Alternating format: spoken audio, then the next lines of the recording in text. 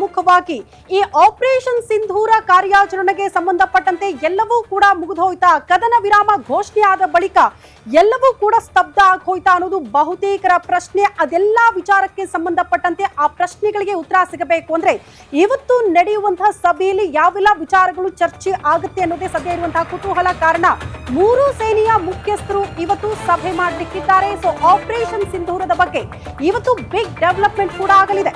ಪಾಕ್ಗೆ ಭಾರತದಿಂದ warning fix.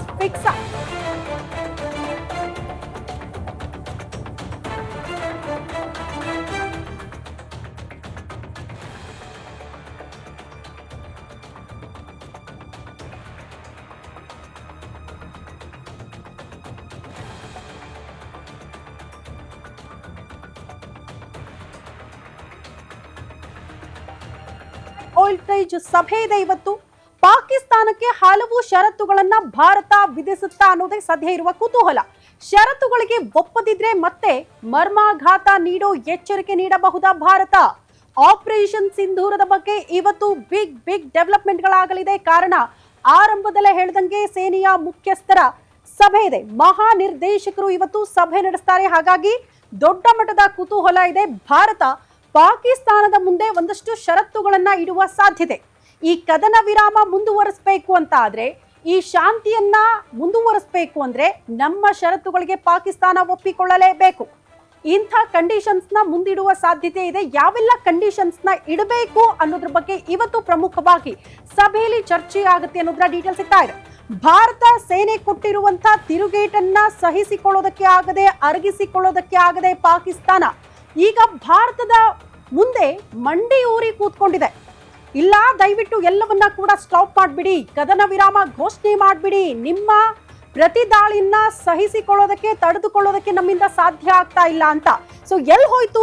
ಅಮೆರಿಕಾದ ಮುಂದೆ ಹೋಗಿ ಮಂಡಿ ಊರಿ ದಯವಿಟ್ಟು ಭಾರತಕ್ಕೆ ಹೇಳಿ, ಈ ಕ್ಷಣಕ್ಕೆ ದಾಳಿಯನ್ನ ನಿಲ್ಲಿಸಬೇಕು ಅಂತ ಹೇಳಿ, ನಮಗೆ ತಡೆದುಕೊಳ್ಳೋ ಶಕ್ತಿ ಇಲ್ಲ ಅನ್ನೋದನ್ನ ಸ್ವತಃ ಪಾಕಿಸ್ತಾನ ಒಪ್ಕೊಂಡ್ಬಿಟ್ಟಿದೆ. ಹಾಗಾಗಿ ಈಗ ಭಾರತದ ಮುಂದೆ ಪಾಕಿಸ್ತಾನ ಶರಣಾಗಿರೋದ್ರಿಂದ, ಕದನ ವಿರಾಮ ತಾತ್ಕಾಲಿಕವಾಗಿ ಘೋಷಣೆ ಆಗಿರೋದ್ರಿಂದ ಇದು ಮುಂದುವರಿಬೇಕು ಅಂತ ಆದ್ರೆ ಭಾರತ ಒಂದಷ್ಟು ಷರತ್ತುಗಳನ್ನ ಕೂಡ ಪಾಕಿಸ್ತಾನದ ಮುಂದೆ ಇಡಲಿದೆ. ಪ್ರಮುಖವಾಗಿ ಯಾವೆಲ್ಲ ಕಂಡೀಷನ್ಸ್ ಅನ್ನೋದನ್ನ ಕೂಡ ನೀವು ಗಮನಿಸ್ತಾ ಇದ್ದೀರಿ. ಭಾರತದಲ್ಲಿ ಸೆರೆ ಸಿಕ್ಕಿರುವಂತಹ ಒಂದಷ್ಟು ಉಗ್ರರು, ಇಂಡಸ್ ಜಲ ಒಪ್ಪಂದ ಸೇರಿದಂತೆ ರಾಜತಾಂತ್ರಿಕ ನೀತಿಗಳಲ್ಲೂ ಕೂಡ ಬದಲಾವಣೆ ಇಲ್ಲ ಅನ್ನುವಂತಹ ಸ್ಪಷ್ಟ ಸಂದೇಶ. ಇನ್ನೊಂದು ವಿಚಾರ ಗಮನಿಸಬೇಕು ನಾವು ಇಲ್ಲಿ, ಭಾರತದಲ್ಲಿ ಯಾವೆಲ್ಲ ವಿಧ್ವಂಸಕ ಕೃತ್ಯಗಳನ್ನ ಎಸಗಿ, ಈ ಬಾಂಬ್ ದಾಳಿ ಇರಬಹುದು, ಅತಿ ಹೆಚ್ಚಿನ ದಾಳಿಗಳಿಗೆ ಕಾರಣ ಆಗಿರುವಂತಹ ಪ್ರಮುಖ ಉಗ್ರ ಸಂಘಟನೆಗಳ ರೂವಾರಿಗಳು, ಮಾಸ್ಟರ್ ಮೈಂಡ್, ಭಾರತ ಘೋಷಣೆ ಮಾಡಿರುವ ಮೋಸ್ಟ್ ವಾಂಟೆಡ್ ಉಗ್ರರನ್ನ ಭಾರತಕ್ಕೆ ಹಸ್ತಾಂತರ ಮಾಡಬೇಕು ಅನ್ನುವಂತಹ ಡಿಮ್ಯಾಂಡ್ ಅನ್ನ ಕೂಡ ಇಡೋ ಸಾಧ್ಯತೆ ಇದೆ. ಈಗ ಕದನ ವಿರಾಮವನ್ನ ಸ್ವತಃ ಪಾಕಿಸ್ತಾನ ಕೇಳಿರೋದ್ರಿಂದ ಭಾರತ ಇಂಥದ್ದೊಂದು ಷರತ್ತನ್ನ ಇಡುವ ಸಾಧ್ಯತೆ. ಆ ಷರತ್ತುಗಳು ಏನಾಗಿರುತ್ತೆ ಅನ್ನುವಂತಹ ವಿಚಾರಕ್ಕೆ ಸಂಬಂಧಪಟ್ಟಂತೆ ಇವತ್ತು ಮೂರು ಸೇನೆಯ ಮಹಾ ನಿರ್ದೇಶಕರು ನಡೆಸುವಂತಹ ಸಭೆಯಲ್ಲಿ ಚರ್ಚೆಯಾಗುತ್ತೆ.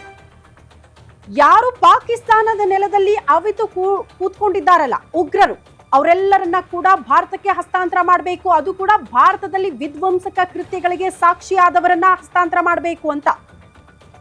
ಯಾವೆಲ್ಲ ಉಗ್ರರನ್ನ ಭಾರತ ಹಸ್ತಾಂತರ ಮಾಡಬಹುದು, ಆ ಹಸ್ತಾಂತರ ಮಾಡಬೇಕು ಅಂತ ಬೇಡಿಕೆ ಇಡುತ್ತೆ ಅನ್ನೋದನ್ನ ಕೂಡ ನಾವು ಗಮನಿಸ್ತಾ ಇದ್ದೀವಿ. ಸೈಯದ್ ಸಲಾವುದ್ದೀನ್, ಸಜ್ಜಿದ್ ಮೀರ್, ರಿಯಾಜ್ ಭಟ್ಕಳ್ ಮೋಸ್ಟ್ ವಾಂಟೆಡ್ ಉಗ್ರರು. ಭಾರತದ ಲಿಸ್ಟ್ ಅಲ್ಲಿರುವಂತಹ ಮೋಸ್ಟ್ ವಾಂಟೆಡ್ ಉಗ್ರರು 7 ಜನ ಉಗ್ರರು ಸದ್ಯ ಪಾಕಿಸ್ತಾನದ ನೆಲದಲ್ಲಿ ಆಶ್ರಯ ಪಡೆದುಕೊಂಡಿದ್ದಾರೆ. ಪಾಕಿಸ್ತಾನದಿಂದಲೇ ಪೋಷಣೆ ಕೂಡ ಆಗ್ತಾ ಇದೆ. ಅಂತಹ 7 ಜನ ಉಗ್ರರನ್ನ ಕೂಡ ಭಾರತಕ್ಕೆ ಹಸ್ತಾಂತರ ಮಾಡಬೇಕು ಅನ್ನುವಂತ ಪ್ರಮುಖ ಬೇಡಿಕೆ ಅನ್ನೋದಕ್ಕಿಂತಲೂ ಕೂಡ ಷರತ್ತು. ಈ ಕಂಡೀಷನ್ಸ್ಗೆ ಪಾಕಿಸ್ತಾನ ಒಪ್ಪಿದ್ರೆ ಮಾತ್ರ ಕದನ ವಿರಾಮವನ್ನ ಘೋಷಣೆ ಮಾಡಲಾಗುತ್ತೆ, ಅದನ್ನ ಮುಂದುವರಿಸಲಾಗುತ್ತೆ. ಇಲ್ಲ ಅಂದ್ರೆ ನಮ್ಮ ಟಾರ್ಗೆಟ್ ಏನಿದ್ರು ಕೂಡ ಉಗ್ರರು, ಆ ಉಗ್ರರನ್ನ ಹೊಡೆದು ಹಾಕೋ ನೆಲೆಯಲ್ಲಿ ನಮ್ಮ ಕಾರ್ಯಾಚರಣೆಯನ್ನ ಮುಂದುವರಿಸ್ತೀವಿ ಅನ್ನುವಂತಹ ಖಡಕ್ ಸಂದೇಶವನ್ನ ಕೂಡ ರವಾನೆ ಮಾಡೋ ಸಾಧ್ಯತೆ ಇದೆ. ಗೊತ್ತಿಲ್ಲ ಭಾರತ ಇಡುವಂತಹ ಕಂಡೀಷನ್ಸ್ಗೆ ಪಾಕಿಸ್ತಾನ ಒಪ್ಕೊಂಡು ಅಂಥ ಉಗ್ರರನ್ನ, ಮೋಸ್ಟ್ ವಾಂಟೆಡ್ ಲಿಸ್ಟ್ ಅಲ್ಲಿ ಇರುವಂತಹ ಉಗ್ರರನ್ನ ಭಾರತಕ್ಕೆ ಹಸ್ತಾಂತರ ಮಾಡುತ್ತಾ ಅನ್ನೋದನ್ನ ಕಾದ್ ನೋಡ್ಬೇಕು.